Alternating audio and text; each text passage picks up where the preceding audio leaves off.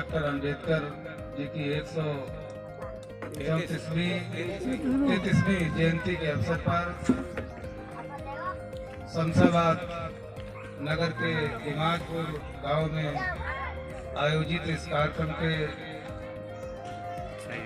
पूज्य भिक्षु जो मंचासीन हैं, इस कार्यक्रम के आयोजक आदरणीय धम्मकीर्ति बनते जी, इस कार्यक्रम के आयोजक आदरणीय बाबूराम जी और बहुत ही विद्वान धार्मिक कार्यों के जानकार, कार्यक्रम को अंजाम देने वाले आदरणीय अशोक जी, हमारे अरविंद सिंह यादव जी जो नगर अध्यक्ष हैं शमशाबाद में समाजवादी पार्टी के, सभी आदरणीय रामोतार जी, सभी पूजनीय बुजुर्गों और सम्मानित नौजवान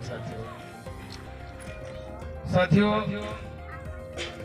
इस जगह पर मेरा पहली बार आना हुआ है। मुझे इस बात की बड़ी खुशी हो रही है कि नई जगह पर कुछ पुराने और कुछ नए लोगों से मिलने का मौका बाबा साहब अम्बेडकर जी की जयंती पर मिल रहा है। ये मेरे लिए बहुत खुशी की बात है।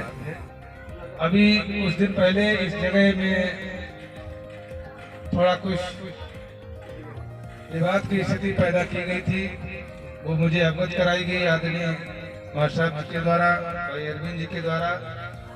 उसमें जो संभव हो सका वो प्रयास किया गया और बहुत जल्द ही, जैसा मुझे जानकारी हुई है कि बाबा साहब अम्बेडकर की मूर्ति भी आप लोग लगाने की तैयारी में हैं। लगाइएगा, हम भी, मेरा पूरा सहयोग रहेगा बाबा साहब अम्बेडकर की मूर्ति के स्थापित कार्य में।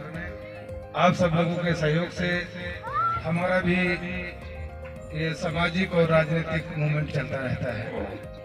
साथियों, आज अम्बेडकर जयंती सारी दुनिया में मनाई जा रही है और बाबा साहब डॉक्टर अम्बेडकर दुनिया में ऐसे महापुरुष पैदा हुए कि पैदा तो सामान्य बच्चे की तरह हुए, लेकिन अंत तक वो इतने बड़े महापुरुष बन गए, इतनी ख्याति प्राप्त की, इतनी विद्वता हासिल की और सभी क्षेत्रों में।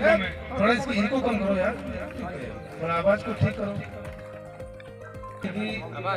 अभी तक इस पूरी दुनिया में भारत ही नहीं, बाबा साहब अम्बेडकर को कोई नंबर 2 पर नहीं कर सका है।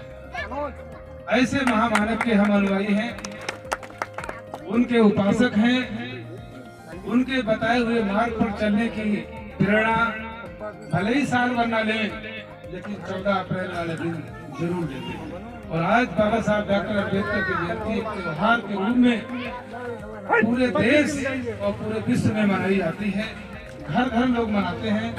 मुझे भी आज कायमगंज विधानसभा में शुरुआत मेरी यहीं से हो रही है कार्यक्रम की। पहला कार्यक्रम आपके इमादपुर में है, दूसरा जटपुरा में है, तीसरा अजला मई, चौथा जिरकापुर।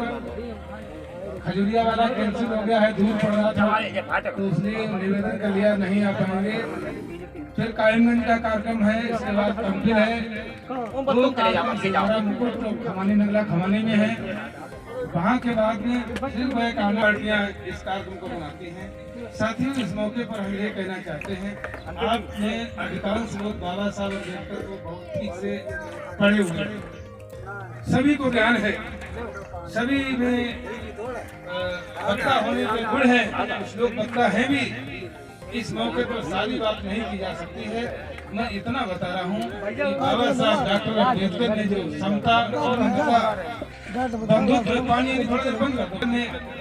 पार्लियामेंट हाउस से बाहर निकलते हुए जब निकले तो बड़ा मुस्कुरा रहे थे, खुश हो रहे थे। तो आचार्य कृपलानी जी ने पूछा कि डॉक्टर अम्बेडकर आज आप बहुत खुश हैं, कोई खास बात हो गई क्या? तो बाबा साहब डॉक्टर अम्बेडकर ने कहा कि आज जो समाज जानवर से ज्यादा गई गुजरी जिंदगी जीने को सदियों से मजबूर था, हमने उसकी गुलामी की जंजीर को इस देश का कानून बनाकर जंजीर को काट दिया है और अब वो इस देश में समान जिंदगी जिएंगे। और अगर कोशिश कर लेंगे, अपने वोट पावर को समझ लेंगे, तो जो संसद है इस संसद के मालिक हो जाएंगे। ये बाबा साहब डॉक्टर अम्बेडकर उन्होंने कहा कि आप कि ये खुशी बेकार हो जाएगी। आपने वोट का अधिकार दिया है, एडल्ट वोटरशिप जो थी आपने, वयस्क मताधिकार दिया है।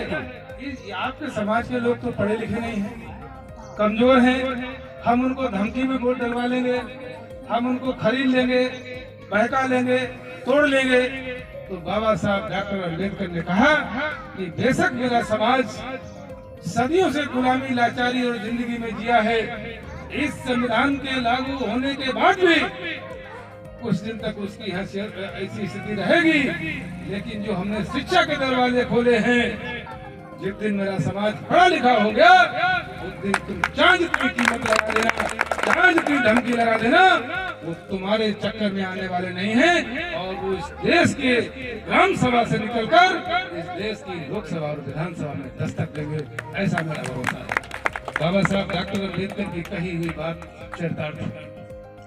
बाबा साहब अम्बेडकर की वजह से हम गांव के प्रधान बने, जिला पंचायत सदस्य बने, अध्यक्ष बने, एमएलए बने, एमपी बने, बहन मायावती जी मुख्यमंत्री बनी, माननीय मुलायम सिंह यादव जी मुख्यमंत्री बने, माननीय अखिलेश यादव जी मुख्यमंत्री बने। और जितने इस देश में पिछड़े और दलित और अखिलेश समाज के लोग हैं, अगर वो किसी पद प्रतिष्ठा पर पहुंचे हैं तो किसी की देन नहीं है। अगर किसी की देन है तो बाबा साहब डॉक्टर अम्बेडकर के संविधान में जो अधिकार दिए हैं, उन अधिकारों के लिए जरूर निकालें। जब उनसे कहें बेटा तुमने जो जो पढ़ा है कुछ समाज उपयोगी बातें हमें भी बताओ, ये आपको वो बातें बताएंगे। और फिर अगर हमारे लोग